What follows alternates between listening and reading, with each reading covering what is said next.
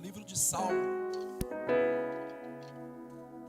Salmo de número 128, e o verso de número 1 ao 3. Salmo de número 128, verso de 1 ao 3.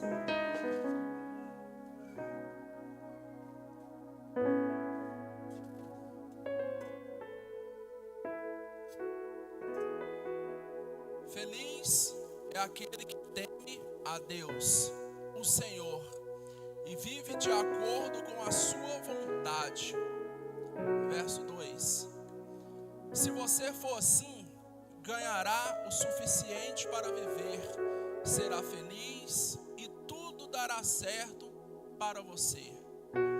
Em sua casa, a sua mulher será como uma parreira que dá muita uva.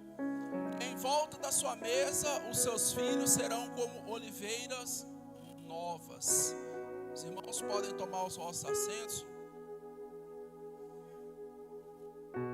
De antemão, externar minha gratidão ao pastor Jocelino Andrade, pela confiança, juntamente com o irmão João, mas a irmã Laodiceia, a quem tem desempenhado um excelente papel na frente do trabalho da família.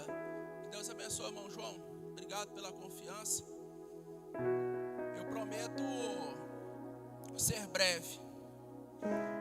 A mensagem cujo tema proposto pelo departamento é os desafios da vida conjugal.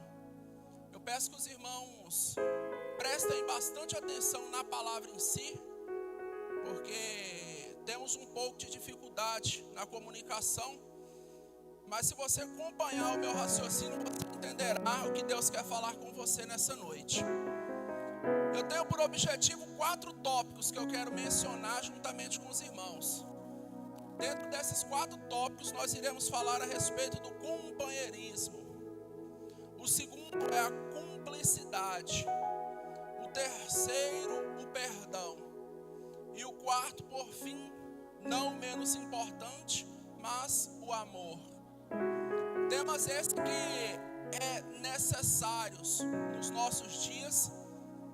E por que não dizer que tem que ser cláusulas pétreas? Não podemos perder esses princípios e esses valores. Na introdução, eu gostaria de expressar a vocês a formação da família. Como já é do conhecimento dos irmãos, porém eu gostaria de fazer menção, gostaria que o irmão abrisse para mim em Gênesis, capítulo 2 e o versículo de número 7. Iremos tratar de falar sobre a família. Eu gostaria de lembrar você como foi criada a família. Então, do pó da terra o Senhor formou o ser humano. O Senhor soprou no nariz dele uma respiração de vida, e assim ele se tornou ser vivo. Meu irmão, abra para mim no verso 18, por gentileza.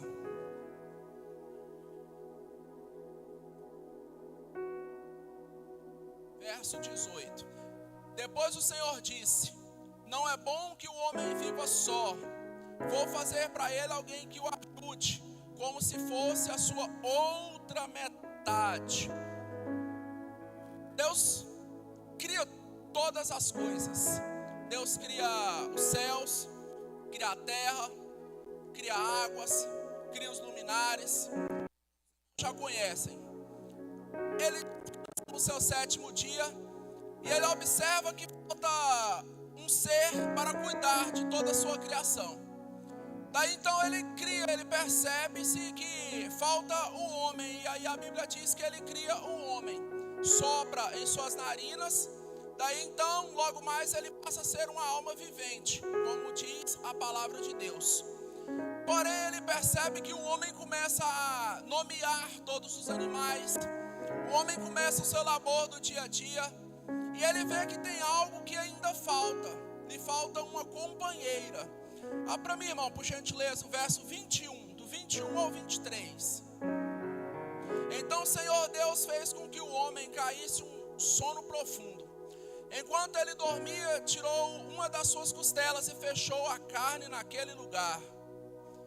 Dessa costela o Senhor formou uma mulher e a levou ao homem. Então o homem disse: agora sim, esta é carne da minha carne e osso dos meus ossos. Ela será chamada mulher, porque Deus a tirou do homem. A partir desse verso, a criação passa a estar completa. Podemos perceber e saber de todo mundo que Deus ele é onisciente, Ele é onipresente e Ele é onipotente. Ele não necessitaria de ter o ser humano para cuidar de toda a sua criação, porque todo o poder já está nas suas mãos. Porém, Ele cria o homem com o propósito de participar com Ele. Daí então Ele cria Adão. E a Bíblia fala que todos os dias, na viração do dia, Ele descia para conversar com Adão.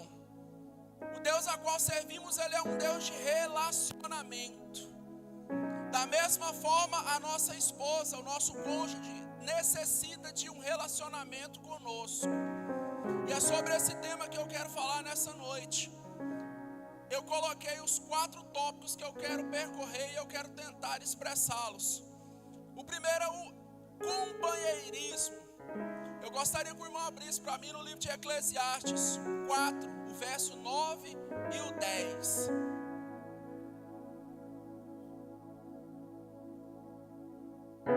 Eclesiastes, verso 9 e 10. Eu vou ler.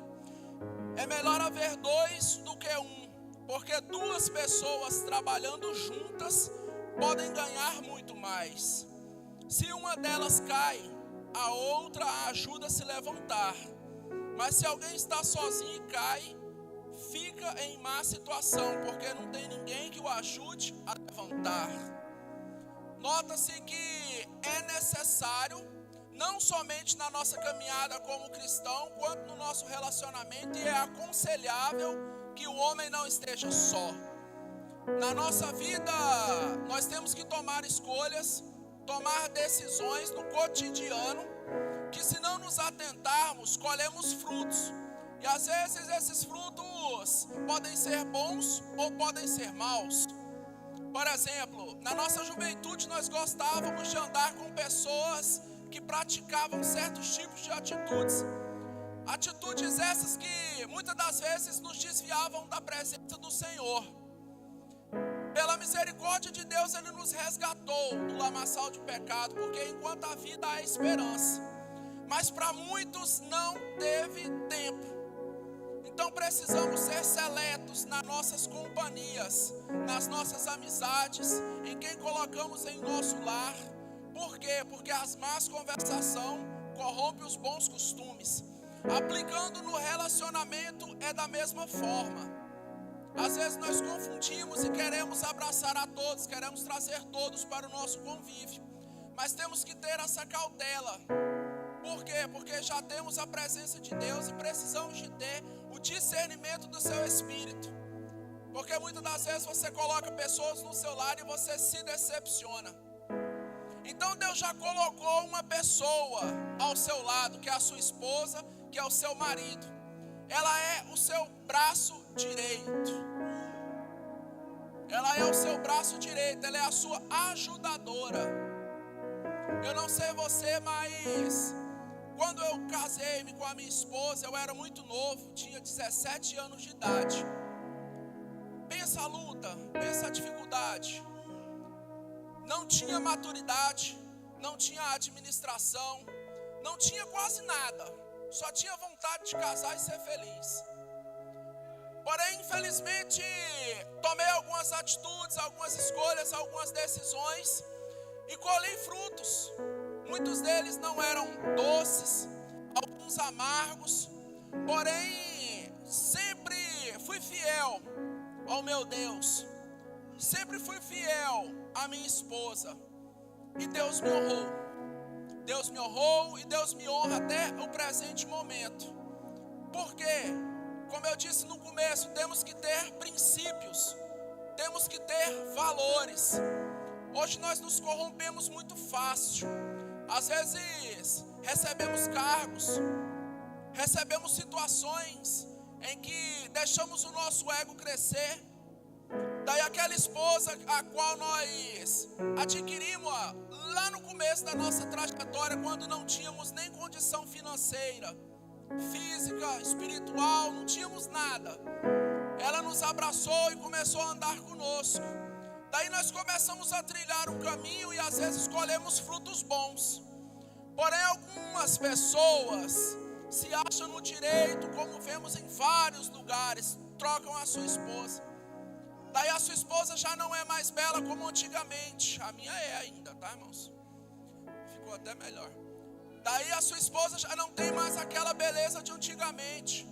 Sofrida, pelejou com você, lutou com você, se esforçou com você, pagou um preço. Daí Deus te levanta e te coloca em cima e você abandona.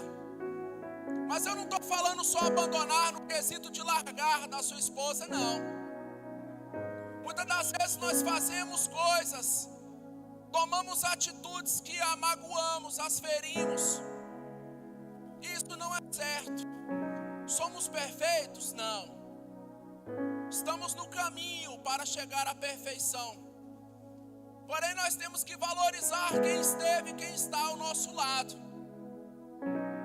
Qual foi a última vez que você disse eu te amo para sua esposa? Ou que você diz eu te amo para o seu esposo? Eu entendo que tem pessoas que já são um pouco mais fechadas, mais retraídas. Mas imagina você se Cristo te levasse agora. Qual foi a última palavra que você falou com ela? Será que ela teria certeza do seu amor? A vida é muito curta, meus irmãos. Hoje estamos aqui, amanhã somos lembranças. Então precisamos de ser enfáticos, afirmarmos e reafirmarmos todos os dias o nosso amor a Cristo e a nossa companheira, porque afinal de contas, ela quem está ao nosso lado. Aqui nós vamos falar de cumplicidade. Abre para mim, meu irmão, por gentileza. Filipenses capítulo 2 e o verso 2. Temos que ter companheirismo. Agora vamos para a cumplicidade. Filipenses 2:2. Então peço que me deem a grande satisfação de viveres em harmonia, tendo o mesmo amor e sendo unidos de alma e mente. Outra cláusula que não poderia ser mudada, cumplicidade. Quando nós nos ajuntamos com o nosso companheiro, com a nossa companheira, que nós estamos na flor daquela paixão. Tudo que a mulher quer, o homem quer, e tudo que o homem quer, a mulher quer. Mas é uma maravilha, amor, vamos viajar, vamos passear, vamos para o monte, vamos orar, vamos. Porém o tempo vai passando e vai se esfriando essa cumplicidade. Vai se esfriando e o casamento cai numa rotina. E aquilo vai se repetindo dia após dia, dia e após dia. Na parte B do versículo que lemos diz assim: e tendo o mesmo amor e sendo unidos de alma e mente. Lá no começo da criação, Deus soprou na narina do homem e falou: a partir de agora será alma vivente. Ou seja, nós somos uma alma em um corpo físico, em uma matéria. Essa matéria irá se decompor, ela voltará ao pó, de onde ela veio. E nós continuaremos sendo alma. Cabe a nós decidirmos para onde essa alma irá, se é para o céu ou para o inferno. Então a Bíblia vem dizer que nós temos que ser unidos em alma, ou seja, eu e a minha esposa, homem e mulher, companheiros. E também diz em mente. Como assim, pregador, em mente? Você sabe aquela situação que você quer comprar aquele carro e você dá uma olhada para sua esposa e fala: minha esposa, eu gostei. E ela fala: eu não gostei. E aí, como é que faz? Aí você está com desejo de viajar, minha esposa, e aí, vamos? Não vamos. Aí como é que faz? Se a Bíblia nos ensina a sermos unidos em alma e mente. Não andarão dois se não tiverem como um acordo. Às vezes tem alguns caretas que ficam assim: ah, mas esse cabo a mulher manda nele. às vezes não é nem essa questão em si.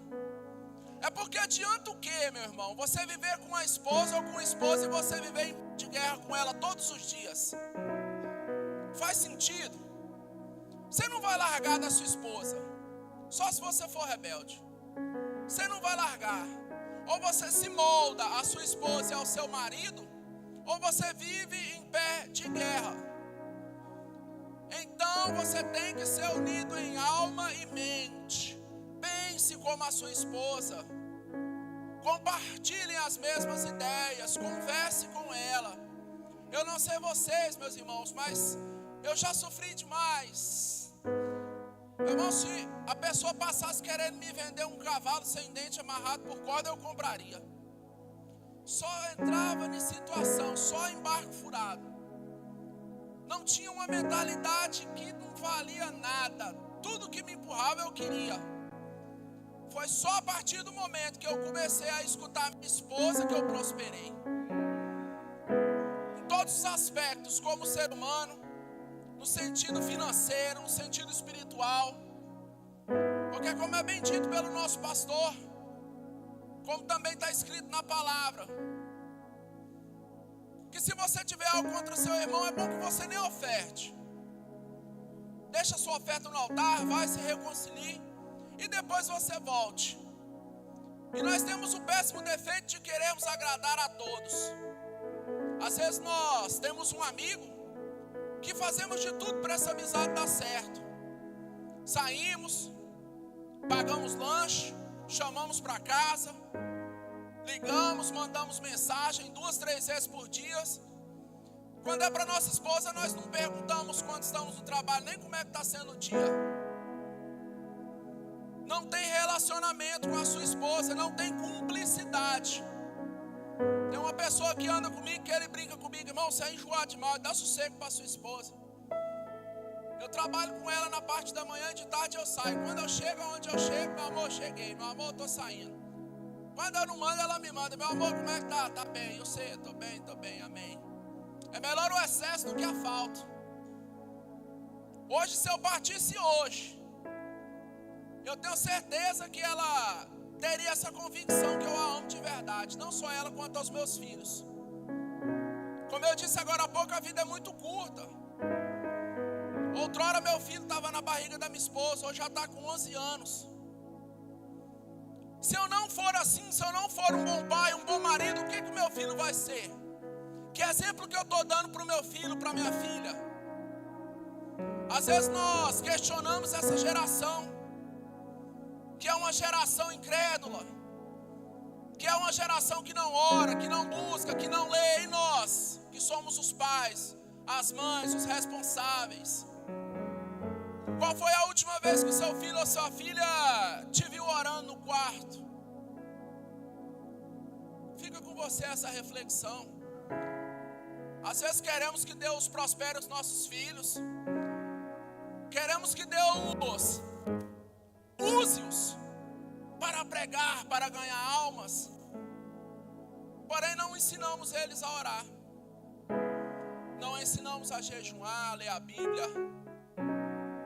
E aí depois, quando estamos reunidos, ainda ficamos assim, né? Ah, mas aquela geração, pastor Jason, acabou. Acabou mesmo, nem nós oramos. Aí como é que faz? Terceiro tópico, vamos falar agora sobre perdão.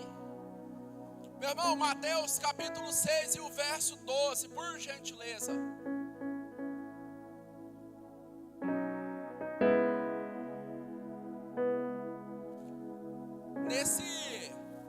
Nesse texto, eu quero mostrar para você a necessidade do perdão. Então,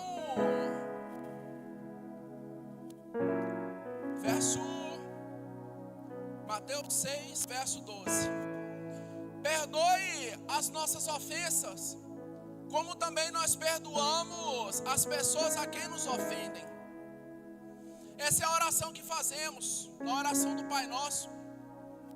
Abre para mim, meu irmão, por gentileza, Mateus 18, 21 e 22. Nós ficamos orando e pedimos perdão a Deus pelas nossas falhas, pelas nossas transgressões, pelas nossas limitações, mas às vezes não queremos perdoar. O que é que diz a palavra? Então Pedro chegou perto de Jesus e lhe perguntou: Senhor, quantas vezes devo perdoar o meu irmão que peca contra mim? 7 vezes? Não, exclamou Jesus.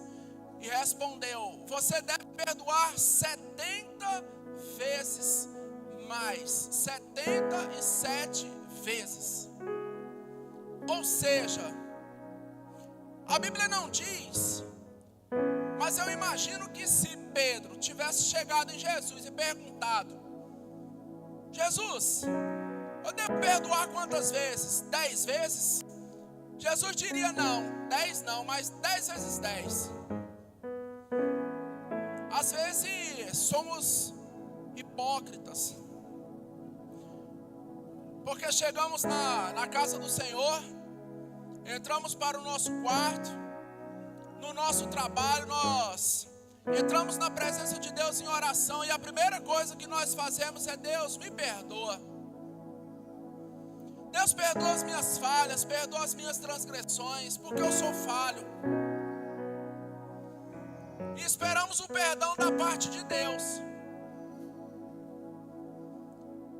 Só que daqui a pouco a nossa esposa ou o nosso marido, ela fala algo que nos machuca, que nos magoa.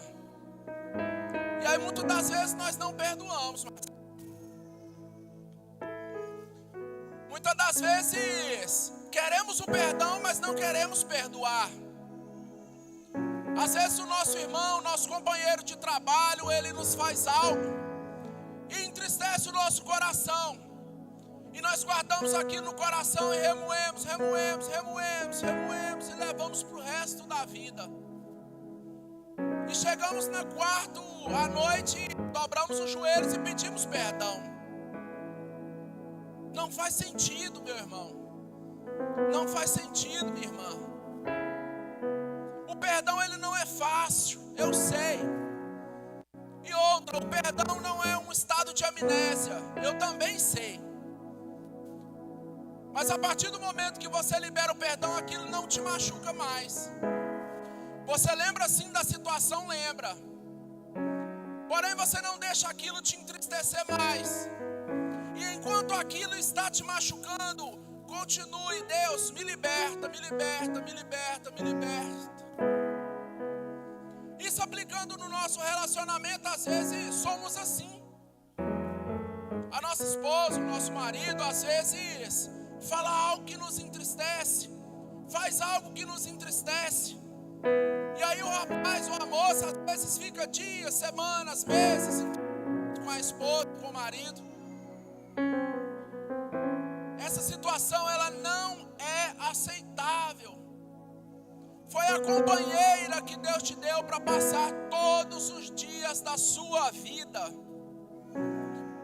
Quando é no trabalho ainda é fácil, porque você o suporta 8 horas do seu dia. Você vem para sua casa e você conversa, e você se distrai, você só vai ver aquela pessoa no outro dia. Mas no seu relacionamento isso é impossível, você não pode. Não quebre esse princípio. Não guarde mágoa, não guarde rancor, perdoe. Porque como disse agora há pouco, a vida passa num soprar. Hoje nós estamos aqui. Podemos ser que saímos ali da porta para fora e partimos. Examine-se você mesmo. Está tudo certo, está tudo bem com a sua esposa, com o seu marido? Se não tiver, hoje Deus, através da minha vida, Ele te lembra que enquanto a vida há esperança, ainda há tempo de conserto. Partiremos agora aqui para um exemplo. Eu quero usar o exemplo de José e Maria. Meu irmão, abre para mim por gentileza Mateus 6, verso 14. Vou ler para a gente ganhar tempo. De fato, se vocês perdoarem aos homens os males que eles fizeram, o Pai de vocês está no céu também os perdoará a vocês. Observação, não precisa de abrir não, meu irmão. No Evangelho de Lucas, o capítulo 6 e o verso 32 e 33 vem dizer assim: diz: se fizerdes o bem a quem lhe fale o bem, qual é a sua recompensa? Até os pecadores fazem isso. Você fazer o bem para quem faz o bem para você é muito fácil. Você fazer caridade para quem faz caridade para você é muito fácil. Mas não é esse o propósito que Deus tem para nós. É perdoarmos a quem nos fere. A Bíblia diz que devemos orar por quem nos persegue. Partindo para o último exemplo, que é o amor. Abre para mim, meu irmão, por gentileza, Efésios capítulo 5, o verso de número 25. A Bíblia menciona vários textos, mas eu prometo ser breve, já partindo para a conclusão, prometo ser rápido. Marido, ame a sua esposa, assim como Cristo amou a igreja e deu sua vida por ela. O mesmo capítulo, verso 28. O homem deve amar a sua esposa, assim como ama o seu próprio corpo. Da outra parte que me toca profundamente. Será que não cuidamos mais do nosso corpo do que físico, do que do nosso companheiro ou da nossa companheira? O homem que ama a sua esposa, ama a si mesmo. Deixa eu partir para um exemplo prático. Mateus capítulo 1 e o verso 19 ao 21. José, com quem Maria ia casar, era um homem que sempre fazia o que era direito. Ele não queria difamar Maria e por isso resolveu desmanchar o contrato de casamento sem que ninguém soubesse. Enquanto José estava pensando nisso, um anjo do Senhor apareceu a ele num sonho e disse: José, descendente de Davi, não tenha medo de receber Maria por sua esposa, pois ela está grávida pelo Espírito Santo. Ela terá um menino e você porá o nome dele de Jesus, pois ele salvará o povo dos pecados deles. Um exemplo prático de amor, José e Maria, mãe de Jesus. Se coloque no lugar de José, Alfredo. A Bíblia não relata que o anjo tinha falado para ele anteriormente o que tinha acontecido. Agora você pensa comigo, a sua esposa, chega a notícia para você. A Bíblia também não disse, foi Maria quem disse. Mas chega a notícia para você assim, ó, sua esposa está grávida, e agora? O que você faria? O que eu faria? Maria estava grávida, só que eles ainda não tinham se relacionado. E confiança? Cadê o perdão? Cadê a cumplicidade? A qual foi dito anteriormente? E José já estava no seu coração. Você quer saber de um negócio? Eu amo tanto essa mulher que eu não quero que ela fique suja na praça. Eu vou sumir. Daí eles vão pensar que foi eu quem a engravidei e a abandonei. Pelo menos fica feio para mim, não para ela. Isso é amor. Porém, enquanto ele estava pensando, o anjo do Senhor veio e falou: ó, é do Espírito Santo. Pode ficar firme que é do Espírito Santo. E assim ele demonstrando tamanho amor por Maria, ele ficou junto. Ele permaneceu. Jesus nasceu, deu a sua vida ali na cruz do Calvário, e hoje somos redimidos pelo seu sangue. Para concluirmos essa mensagem rápida, as palavras, sabe para mim, meu irmão, a qual foi lida na introdução, Salmo de número 128, verso 1, 2 e 3. O título desse salmo pelo salmista é a recompensa pela obediência a Deus. O verso 1 fala assim, ó: feliz aquele que teme a Deus, o Senhor, e vive de acordo com a tua vontade. Se você for assim, você ganhará o suficiente para viver. Será feliz e tudo dará certo para você. Em casa, a sua mulher será como uma parreira que dá muita uva. E em volta da sua mesa, os seus filhos serão como oliveiras novas. Deixa eu entrar em cada versículo desse com rápidas palavras. Volta para mim, meu irmão, verso 1. Feliz é aquele que teme ao Senhor. Não precisa de abrir agora. Em João capítulo 15, o verso 7, a palavra vem dizer assim, ó: se vós estiveres em mim e as minhas palavras estiverem em vós, pedirei o que quiserdes e vos será feito. Se você estiver de acordo com a palavra, como o apóstolo Paulo disse, né? Já não sou eu quem vivo, mas Cristo vive em mim. Se você estiver de acordo com a palavra, o que você pedir será feito. Já não sou eu quem vivo, mas Cristo vive em mim.